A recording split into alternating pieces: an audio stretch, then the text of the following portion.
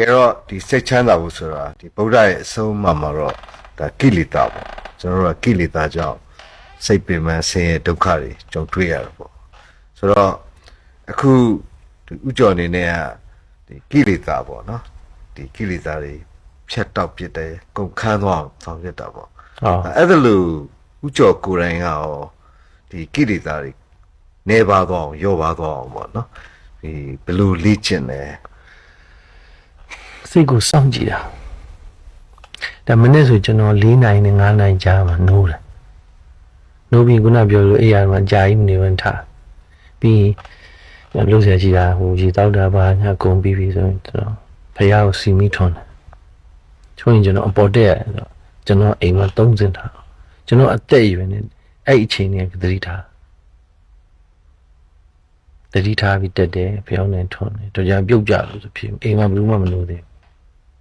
အဲ့မှာစပြီးလေ့ကျင့်နေပေါ့အဲ့စိတ်ကိုစောင့်ကြည့်တာဘယ်စိတ်ဝင်လာလဲ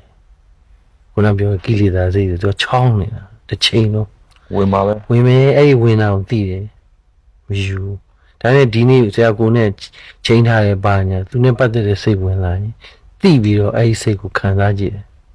ဘယ်အချိန်မှာဘယ်ကြရင်ဘယ်အလုပ်ကိုဘယ်အထိလုပ်လို့ရတယ်ပြီးဘယ်လောက်ကနေဘယ်လိုသွားရင်တော့သူပြောတဲ့အချိန်ရောက်မယ်အဲ့သိပြီးတော့တွေးလိုက်တာပြီးအဖြစ်ထွက်ပြီးရက်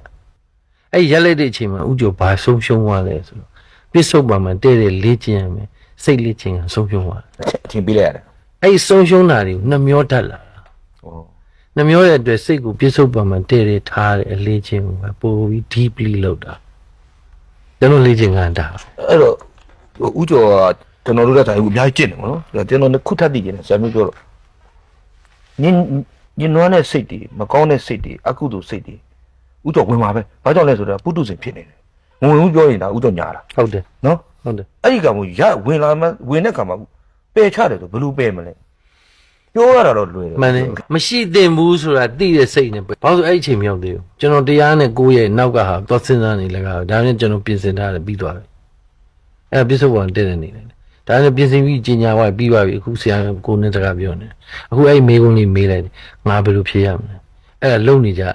လုတ်ခဲ့တဲ့အလုပ်ကြီးကိုပြန်ပြောတာ तू ကဝင်နေတိတယ်တိဖို့ပဲဝင်မှန်းတိတယ်ဒါနဲ့တဘာဝအရာတိမတိ तू ကပြန်ထွက်မှာ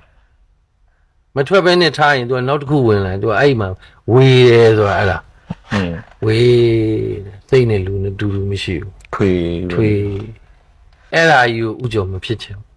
အဲ့ဒါကိုလေ့ကျင့်တကယ်တော့သဘာဝကိုသဘောပေါက်တာအထူးဆိုင်မဟုတ်ဘူးဟုတ်ကဲ့ပါခင်ဗျဥကျော်ကပေါ့နော်တကယ်ဟိုစားဆိုလဲဒါပြောမယ်ဆိုရင်ဒါကောင်းပြီညွန့်ပြီစီဦးထောပတ်တွေဒါစားခဲ့ရမှာဘာလို့ဆိုအောင်မြင်ခဲ့တဲ့သူတယောက်ကိုဟုတ်လားတကယ်တွေ့ကြုံနေပေါ့နော်ဒီကိလေသာဟုတ်လားနောက်ဆုံးစကားကိုပြောရင်ဟုတ်လားအာယုန်နေဆိုလဲတကယ်အကောင်းစားတွေကိုဟိုခံစားခဲ့ရတဲ့လူတယောက်ဆိုတော့ဒါတွေကလည်းပဲခုနပြောသလိုပေါ့နော်ကျွန်တော်ကတော့ပုထုဇဉ်တယောက်ဖြစ်တဲ့ခါကျတော့ဒီလိုကိုကောင်းစားခဲ့တာကောင်းကောင်းမှီဝဲခဲ့တာကောင်းစားခဲ့တဲ့အရာတွေဟာဒီအရာတွေရောပြန်ပြီးတော့ကိုယ့်ရဲ့စိတ်ထဲကိုဝင်လာပြီးတော့ตายရတာပြန်တက်ပတ်တာဒီဟာမျိုးတွေရောလွယ်လွယ်နဲ့ထွက်သွားရလားလို့ပါနော်ကျွန်တော်ရာသက်မှတက်လို့စားတယ်ကျွန်တော်အရင်မတော့ဘူးစိတ်လေးမတော့ဘူးကျွန်တော်ထမင်းကိုတနက်ပဲစားတယ်တက်လို့စားတာဖျားဟောတာမဟုတ်ဘူးလို့ဥကျော်ဟင်းတချို့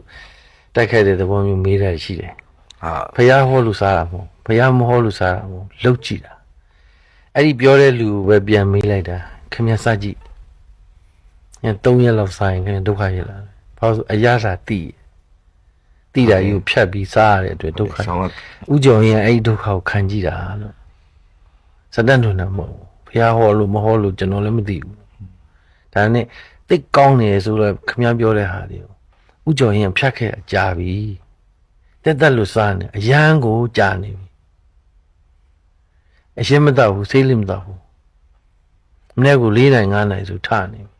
ခုနပြောတဲ့အယူဝါဒတင်အကြာကြီးအေးရမယ်ဆိုပြီးဥကျော်ရင်အလုံးလုံးချိန်ပို့ပြီးတော့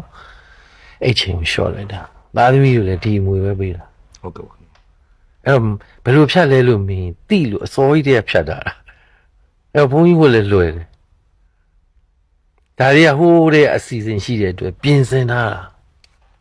အဲ့တော့ဥကျော်ရင်နောက်တစ်ခုထပ်ပြောရင်ဦးမျိုးမေးတဲ့မေးခွန်းကိုနောက်တစ်ခုကြော်ပြီးဖြေတဲ့အဖြေမျိုးပေါ့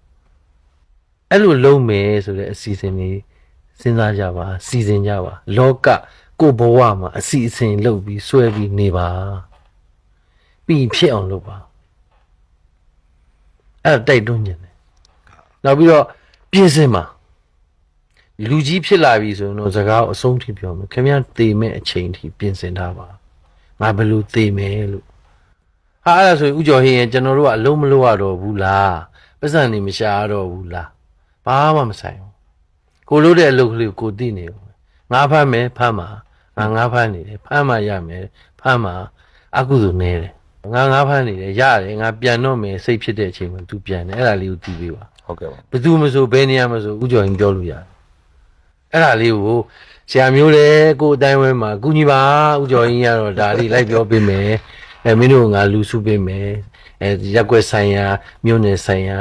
ဆရာတော်ဖျားတို့ဘာလို့ရှောက်ပြီးဘုန်းကြီးကျောင်းတို့ဘာလို့မှာရှာပါ ဟုတ်ကဲ့ တနင်္ဂနွေနေ့ဆိုတဲ့နေ့လေးကိုတတ်မှတ်ပြီးတော့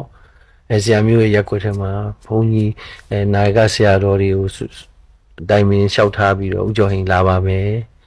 ဆရာကိုအတိုင်းဝဲမှာကျွန်တော်တို့ဒီတန်ခါမြတ်တွေနဲ့ပေါင်းပြီးတော့မြန်မာနိုင်ငံမှာနောက်ထပ်ဖြစ်လာမည်မြန်မာလူမျိုးတွေအခုလူငယ်တွေကိုစပြီးတော့ဥကျော်ဟင်းတို့ဒီအလုပ်ကိုလုပ်နိုင်ပြီဆိုရင်သူတို့ကတိပြီးတော့အိမ်အောင်ပြုမယ်တိပြီးတော့သားသမီးတွေမွေးမယ်သူတို့ပတ်စံရှာပါဥကျော်ကနောက်ကနေအဲ့ဒီဟာတွေကို